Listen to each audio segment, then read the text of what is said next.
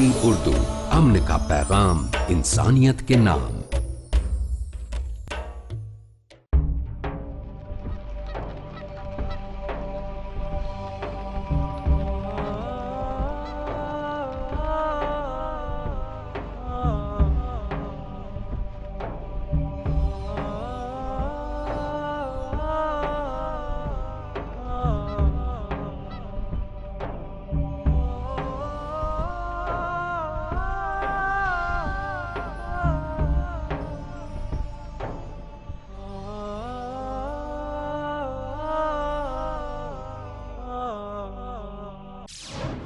پیارے رسول صلی اللہ علیہ وسلم نے فرمایا، تم ایک کنبہ ہو، ایک خاندان ہو، ایک ماں باپ سے پیدا ہوئے ہو، ایک دوسرے کے ساتھ اچھے سلوک کر کے اور اللہ کی رضامندی سے کامیاب ہو جاؤ۔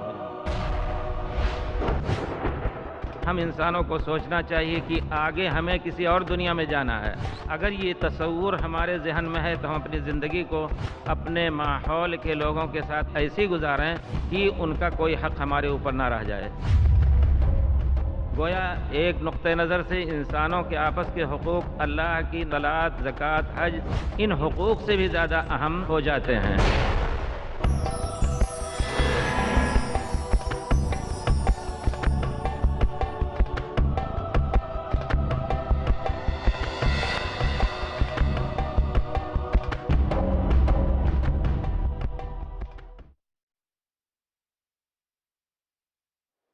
ہماری اس نشست کے جو مقرر ہیں وہ ڈاکٹر وسیع اللہ عباس صاحب ہیں، جو کہ عالمی اسلام کے مشہور عالم دین ہیں۔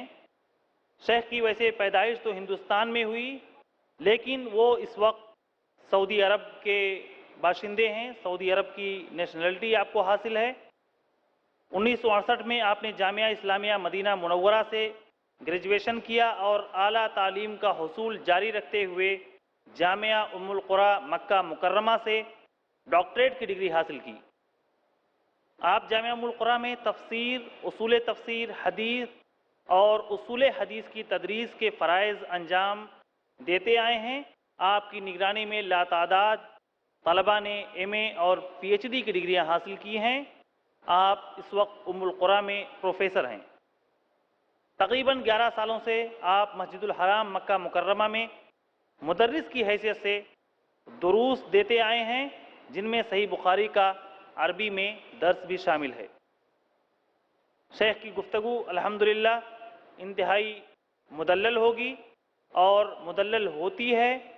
آپ کی زبان سے نکلا ہوا ایک ایک لفظ کتاب و سنت کا ترجمان ہوتا ہے۔ میں بڑے احترام کے ساتھ شیخ سے گزارش کروں گا کہ وہ مائک پر تشریف لائیں۔ جناب ڈاکٹر وسیع اللہ عباس۔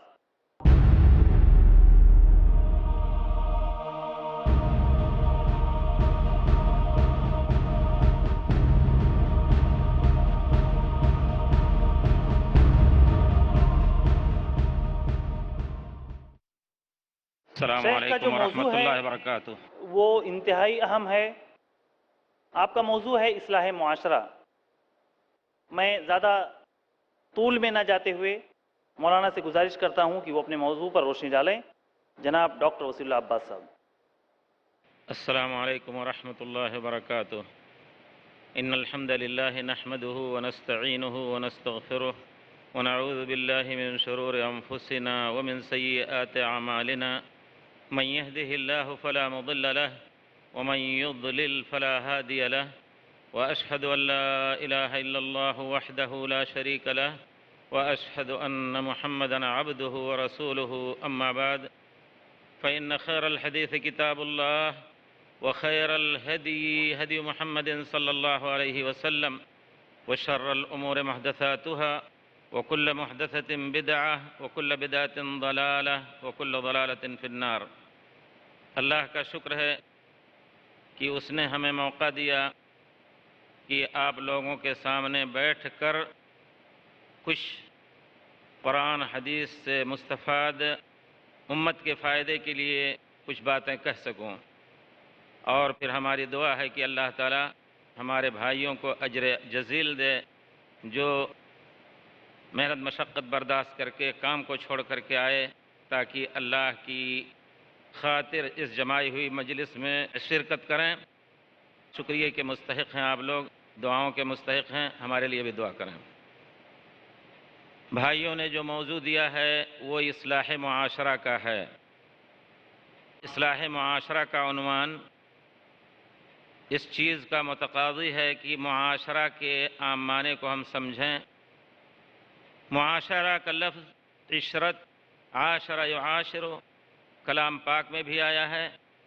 اس کے معنی حقیقت میں ایک دوسرے کے ساتھ اپنے اخلاق کے برتاؤ کی بنا پر ساتھ جینا۔ وہ اخلاق اچھے بھی ہو سکتے ہیں، برے بھی ہو سکتے ہیں۔ اچھے اخلاق ہوں تو ان کو جرا دی جائے، برے اخلاق ہوں تو ان سے لوگوں کو روکا جائے۔ ہمارے خیال سے انگلش زبان میں اس کو کمپنین شپ کہتے ہیں، جس کو ہم اردو میں سوسائٹی کہیں گے۔ سوسائٹی اجتماعی لفظ ہے اور اجتماع کے معنی میں آتا ہے، یعنی یہ کہ ہم سب کے اجتماعی اخلاق اس دنیا میں کس طرح ہوں۔ یہ موضوع حقیقت میں بہت ہی وسیع ہے۔ اس انسان کا تعلق صرف اپنی ذات سے نہیں بلکہ اس خالق سے بھی ہے جس نے اس کو پیدا کیا۔ پھر اس کا تعلق پوری دنیا کے ان لوگوں سے ہے جہاں وہ جاتا ہے اور ملتا ہے، بلکہ ایسے جانوروں سے بھی ہے جو ہو سکتا ہے اس سے تکلیف اٹھانی پڑے ان کو یا اس سے فائدہ اٹھائیں، بلکہ درخت اور گھاس۔ یہ اسلام کے عام اخلاقی معانی میں شامل ہے۔ ہم مسلمانوں کا یہ عقیدہ ہے کہ جس ذات نے ہمیں پیدا کیا ہے اس نے ہمارے ساتھ کچھ واجبات رکھے ہیں۔ ان واجبات کی ادائیگی ہر مسلمان کے اوپر فرض ہے، اور ایک دوسرے کے ساتھ کس طرح ہمیں جینا ہے وہ سب سے اہم واجبات میں سے ہے۔ حدیث شریف میں ہے، نبی کریم صلی اللہ علیہ وسلم فرماتے ہیں کہ اللہ تعالیٰ قیامت کے دن ہر ایک کے 3 دفاتر اس کے سامنے لائیں گے۔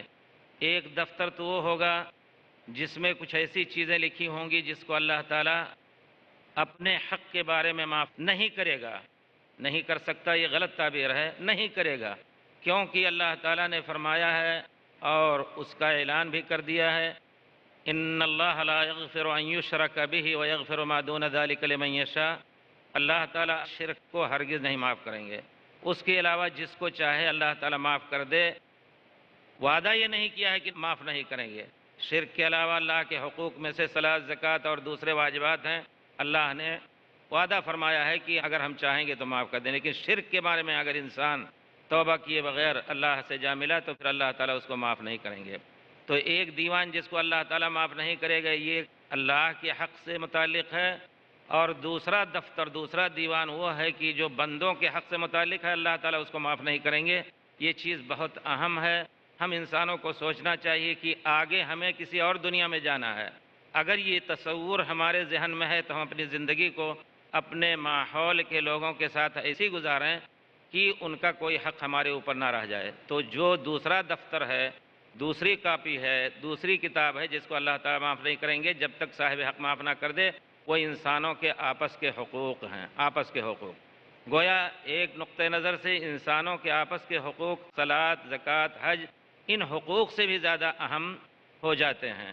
تیسرا دفتر وہ ہے کہ اللہ تعالیٰ نے عام جو واجبات کیے ہیں ان میں سے یہی ہے کہ انسان کے کچھ ایسے حقوق ہیں جو ہلکے ہیں، انشاءاللہ اللہ تعالیٰ ان سے رضامندی کے بغیر انشاءاللہ راضی کر کے معاف کر دے گا۔ تو کہنے کا مطلب ہے کہ ہمیں ان دفاتر اور ان کتابوں کو جو قیامت کے دن دائیں یا بائیں سے ملنے والی ہیں، ان کو محفوظ رکھ کر کے اور اللہ کی مرضی پر چلانا ہے۔ اگر ایک شخص اس پر یقین رکھتا ہے تو یقیناً انشاءاللہ اپنی زندگی کو کنٹرول کر سکتا ہے۔ اور آپ جانتے ہیں کہ معاشرت سے متعلق حقیقت میں لوگ اللہ کی ہدایت کے، جس طرح اور چیزوں میں اللہ کی ہدایت کے محتاج ہیں، اسی طرح آپس کے آداب اختلاط، آداب تعایش جس کو کہتے ہیں، یا زندگی گزارنے کے آداب کو بھی اسی رب سے لینا ہے جس نے پیدا کیا ہے۔ کتنی معقول بات ہے کہ ایک کمپنی گاڑی بناتی ہے تو وہی زیادہ جان سکتی ہے کہ اس کے لیے کون سا تیل مفید ہے، کتنی اسپیڈ چل سکتی ہے، اور کتنے دن میں کون سا پرزہ بدلنا پڑے گا۔ جب ایک معقول چیز آپ اس کو قبول کر رہے ہیں تو اس کو بھی قبول کریں کہ جس ذات نے ہمیں پیدا کیا ہے اسی کے قانون ہمارے لیے مفید ہو سکتے ہیں۔ الا یعلم من خلق وهو اللطیف الخبیر، وہی جاننے والا ہے جو کہ بہت باریک بھی ہیں۔ تو اگر انسان اپنے قانون پر چلے گا، تو میں ایک چیز بتا دوں کہ آج کل دنیا میں جو اپنے کو ترقی یافتہ قوم کہتے ہیں، وہ اپنے قانون کی بنا پر چلنے کی وجہ سے آپ یہ یقین جانیں، اور خود ان کے یہاں کی خبریں ہیں کہ پڑوس کے آدمی کے مرنے کی خبر پڑوس کے فلیٹ والے آدمی کو اس وقت ملتی ہے جب اس کا جسم سڑ کر کے بدبو پھینکنے لگتا ہے تب۔ یہ آداب معاشرت جو انہوں نے اپنی بنا رکھے اور اپنے کو ترقی یافتہ کہتے ہیں، اور ہم ایشیائیوں کو کیا کہتے ہیں؟ ترقی پذیر، یعنی ابھی ترقی لے رہے ہیں، اور ان کی ترقی پذیری جو ہے وہ اپنے حساب سے اس حماقت کو پوری دنیا پر تھوپنا چاہتے ہیں۔ ہندوستان جیسے ملک میں جو بھی دھرم ہے اس میں ایک دوسرے کا احترام کا جذبہ ہے، سب کچھ وہ چاہتے ہیں کہ سب سے الگ ہو کر کے نہ ماں باپ کی تمیز ہو، نہ بھائی بہن کی تمیز ہو، بلکہ بیٹا باپ کو بھی نہ جانے تو کوئی حرج نہیں۔ ان کے ہاں انہوں نے ایسے آداب معاشرت بنا لیے ہیں کہ انسان کی انسانیت کا کوئی احترام نہیں ہے، اور اپنے کو کیا کہتے ہیں؟ ترقی یافتہ۔ وہ ترقی یافتہ نہیں ہے، ترقی یافتہ وہی قوم ہے جس نے آج سے 1400 سال پہلے نبی کریم صلی اللہ علیہ وسلم کے لائے ہوئے تعلیم کے ذریعے ترقی لی اور ترقی کی، اور اسی ترقی کی روشنی میں یہ ترقی کیے ہیں جو علمی چیزیں تھی لی، اور باقی اخلاقی چیزوں کو انہوں نے چھوڑ دیا۔ تو میرے کہنے کا مطلب یہ ہے کہ اللہ نے دو حقوق کی ذمہ داری ڈالی ہوئی ہے، ایک تو اپنے حقوق کی، اور پھر آپس کے انسانوں کے آپس کے حقوق کی ذمہ داری ہر شخص کے اوپر اللہ تعالی نے ڈالی ہوئی ہے۔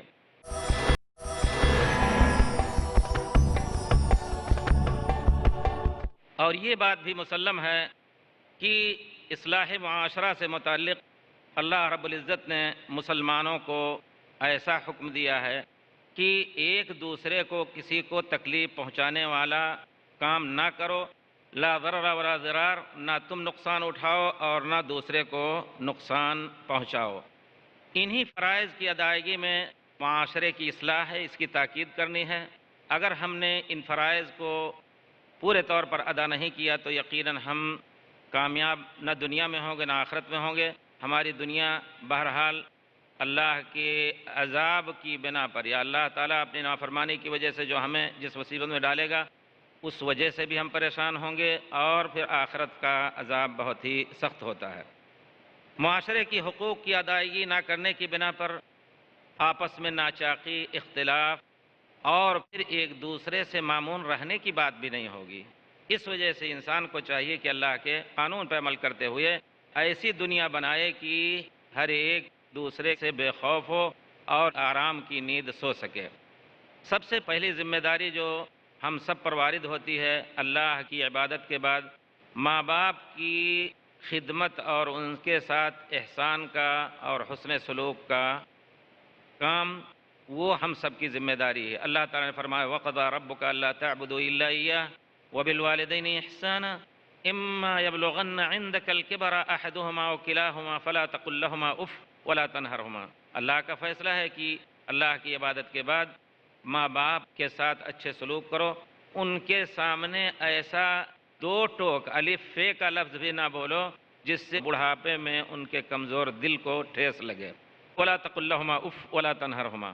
والدین کے سلسلے میں یا ہمیں کچھ دیکھنا ہے کہ آج کل ہم سب کے رویے کیسے ہیں۔ بہت سے والدین ایسے ہیں جو سسکتے ہیں اپنے بیٹوں اور اپنی اولاد کی شکایتوں سے یا ان کی خامیوں سے، اس میں کوئی شک نہیں، اور کچھ ایسے بھی ہوتے ہیں جو یقیناً ماں باپ کو دوسروں کے حوالے کر دیتے ہیں، ماں باپ کی خدمت نہ کرنے کے لیے سرکاری ہسپتالوں میں ڈال دیتے ہیں، اور کچھ ہے دوسرے لوگوں کے رحم و کرم پر۔ اللہ تعالیٰ نے جیسے کہ بندے پر احسان کیا ہے اور اللہ تعالیٰ اپنی عبادت چاہتا ہے، اسی طرح بندوں نے کسی بندے پر احسان کیا ہے تو اس احسان کے بدلے کا بدلہ دینے کو واجب کیا ہے۔ اسی وجہ سے پیارے رسول صلی اللہ علیہ وسلم نے بار بار کئی احادیث، کئی طریق اور کئی صحابہ سے منقول ہے، لا یشکر اللہ من لا یشکر الناس، جو لوگوں کا شکریہ نہیں ادا کرے گا اللہ تعالیٰ اس کو اپنے شکریے کی توفیق نہ دیں گے۔ پیارے رسول صلی اللہ علیہ وسلم نے بڑی تاکیدی باتیں کہی ہیں، یا بڑی تاکید سے کئی احادیث میں والدین کی خدمت کی تاکید کی ہے۔ ایک مرتبہ نبی کریم صلی اللہ علیہ وسلم ممبر پہ جا رہے تھے، ممبر پہ جاتے ہوئے آپ نے آمین آمین 3 بار کہا۔ پھر صحابہ نے پوچھا کہ آپ نے آمین کہا، تو آپ نے فرمایا کہ جبریل علیہ السلام میرے پاس آئے اور انہوں نے کہا کہ اس شخص کو اللہ تعالیٰ اپنے سے دور کرے کہ جس نے اپنے ماں باپ کو پا کر کے جنت نہ حاصل کیا، یعنی ان کی خدمت کر کے، ماں باپ کو پا کر کے پھر ان کی خدمت کر کے جنت کو حاصل نہیں کر سکا، اللہ تعالیٰ اس کو ہمیشہ اپنی رحمت سے دور رکھے۔ جبریل نے جب یہ بات کہی اور یہ اللہ کی طرف سے تھی، اس وجہ سے ہم نے اس پر آمین کہا۔ اسی طرح دوسرے آمین کا موقع جو تھا وہ یہ کہ حضرت جبریل نے کہا کہ جس شخص کو اللہ تعالیٰ رمضان مبارک پا لینے کی توفیق دے اور پھر اللہ کی مرضی کے مطابق اس مہینے کے حقوق نہ ادا کر سکے، اللہ تعالیٰ اس کو اپنی رحمت سے دور کرے، تو آپ نے آمین کہا۔ اسی طرح تیسرا موقع جو تھا کہ جس شخص کے سامنے میرا ذکر ہو اور پھر درود نہ پڑھے، میرے اوپر صلوات نہ پڑھے، تو اللہ تعالیٰ اس کو اپنی رحمت سے دور کرے۔ تو کتنی بڑی تاکید ہے، پیارے رسول کی بد دعا ہے، اللہ تعالیٰ نے پیارے رسول کی دعاؤں کو قبول کرنے کا وعدہ فرمایا ہے۔ اسی طرح صحیحین بخاری اور مسلم کی ایک روایت ہے کہ ایک صحابی آئے اور پیارے رسول صلی اللہ علیہ وسلم کے دست مبارک پر جہاد اور ہجرت کی، اپنے گھر بار کو چھوڑ کر کے مدینہ پہنچ کر کے مسلمانوں کے ساتھ دینی خدمات کی، انہوں نے بیعت کرنے کی خواہش ظاہر کی، تو پیارے رسول نے فرمایا احی والداک، تمہارے ماں باپ زندہ ہیں؟ تو انہوں نے کہا جی ہاں۔ تو پیارے رسول نے کہا ففیہما فجاہد، ان کی خدمت کر کے تمہیں جہاد کا اجر ملے گا، کیونکہ ایک قاعدہ ہے بہت ہی آسان اللہ تعالیٰ نے ان بندوں کے لیے رکھا ہے، نیت نیک رکھو، اگر نیت کی نیکی کے ساتھ خدا نخواستہ غلط کام بھی ہو گیا تو اللہ تعالیٰ مواخذہ نہیں کریں گے۔ نیت تمہاری اچھی تھی لیکن والدین کی خدمت بہت ہی اس سے زیادہ بڑھ کر کے واجبی ہے، اس وجہ سے تم انہی کی خدمت کر کے جہاد کا درجہ اور اجر ثواب پا سکتے ہو۔ اور پھر آپ نے کئی احادیث میں، کئی صحابہ کی احادیث میں اس معنی کی حدیث فرمائی ہے الا انبئکم باکبر الکبائر، بڑے سے بڑے گناہوں کی میں تمہیں خبر نہ دے دوں؟ صحابہ نے کہا ضرور بتائیے اللہ کے رسول۔ صحابہ نے کہا اللہ کے رسول ضرور بتائیے، بڑے گناہوں کی خبر ہمیں دیجئے۔ تو پیارے رسول نے فرمایا الاشراک باللہ، بڑے گناہوں میں سے سب سے بڑا گناہ شرک باللہ ہے، اور پھر اس کے بعد عقوق الوالدین، آپ نے کہا والدین کی نافرمانی۔ اسی طرح انسان مصلحت پرست ہے، اس وجہ سے اللہ تعالیٰ نے آیات میں بھی بہت سی چیزیں ترغیب اور ترہیب کے رکھی، اور بندوں کی تعریف بھی فرما دی کہ دیکھو یہ نیت بھی غلط نہیں ہے۔ اپنے بندوں کی تعریف فرمائی الذین یدعوننا رغبا ورہبا، میرے پاس جو نعمتیں ہیں اس کی رغبت اور مجھ سے ڈر کر کے وہ اعمال صالحہ کرتے ہیں۔ تو اسی مضمون کی ایک حدیث ہے، پیارے رسول صلی اللہ علیہ وسلم فرماتے ہیں من سرہ ان یمد لہ فی عمرہ، جو شخص چاہتا ہے کہ اس کی عمر لمبی ہو اور یزاد لہ فی رزقہ، اس کے رزق میں بھی برکت ہو، فلیبر والدیہ، اپنے والدین کے ساتھ اچھا سلوک کرے۔ اس طرح کی ایک حدیث اور دوسرے اقارب وغیرہ کے بارے میں بھی آئی ہے۔ پھر اللہ تعالیٰ نے یہاں تک کہ اسلام کی تعلیم غیر مسلم باپ بھی ہے تو اس کی خدمت بھی بیٹے کے اوپر واجب ہے۔ کس حد تک؟ کھانا پینا، کپڑے لتے اور جتنے ضروریات ہو سکتی ہیں بچے کے اوپر ضروری ہے کہ اپنے غیر مسلم باپ کی بھی اور ماں کی بھی اس باب میں خدمت کرے، کمی نہ کرے، ورنہ اللہ تعالیٰ کے یہاں پکڑا جائے گا۔ لیکن اگر اللہ کی نافرمانی کا حکم دے رہے ہیں تو پھر اس کو اللہ کی نافرمانی میں ان کی اطاعت نہیں کرنی ہے، جیسا کہ سورہ لقمان میں ہے وَإِن جَاهَدَاكَ عَلَىٰ أَن تُشْرِكَ بِي مَا لَيْسَ لَكَ بِهِ عِلْمٌ فَلَا تُطِعْهُمَا وَصَاحِبْهُمَا فِي الدُّنْيَا مَعْرُوفًا، اگر وہ مجبور بھی کریں کہ اللہ کے ساتھ شرک کرو تو ان کی بات نہ سنو، لیکن دنیاوی معاملات میں ان کے ساتھ اچھے سے اچھا سلوک کرو۔ والدین کے بعد یہ بھی ایک چیز ہے جو معاشرے سے عام متعلق ہے اور اس کی اصلاح ضروری ہے ہم سب کو، اور اللہ تعالیٰ کے ہم پوچھے جائیں گے۔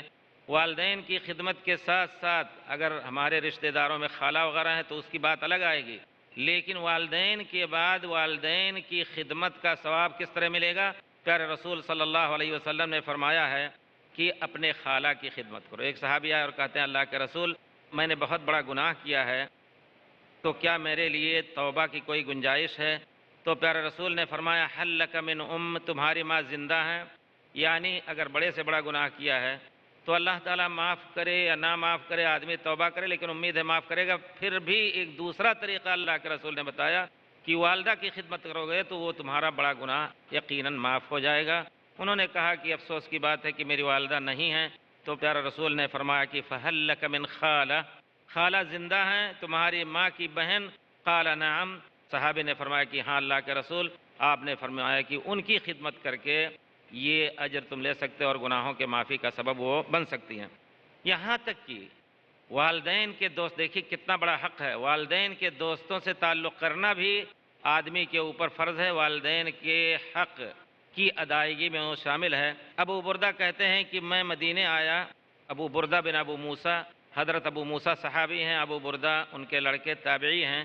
انہوں نے کہا کہ میں مدینہ منورہ آیا، وہ مدینے کے تھے لیکن بعد میں کہیں چلے گئے تھے، تو میرے پاس عبداللہ ابن عمر آئے۔ ابو بردہ کہتے ہیں جو صحابی نہیں تھے، کہتے ہیں میں مدینے آیا تو میرے پاس حضرت عبداللہ ابن عمر صحابی رسول متبع رسول آئے، اور انہوں نے کہا کہ میں تمہاری خاص زیارت اس لیے کرنے آیا ہوں کہ پیارے رسول نے حکم دیا ہے، نبی کریم صلی اللہ علیہ وسلم کو میں نے فرماتے سنا ہے کہ جو باپ کے مرنے کے بعد اور دفن ہونے کے بعد ان کی خدمت کرنا چاہتا ہے تو ان کے بھائیوں اور دوستوں کی خدمت کرے۔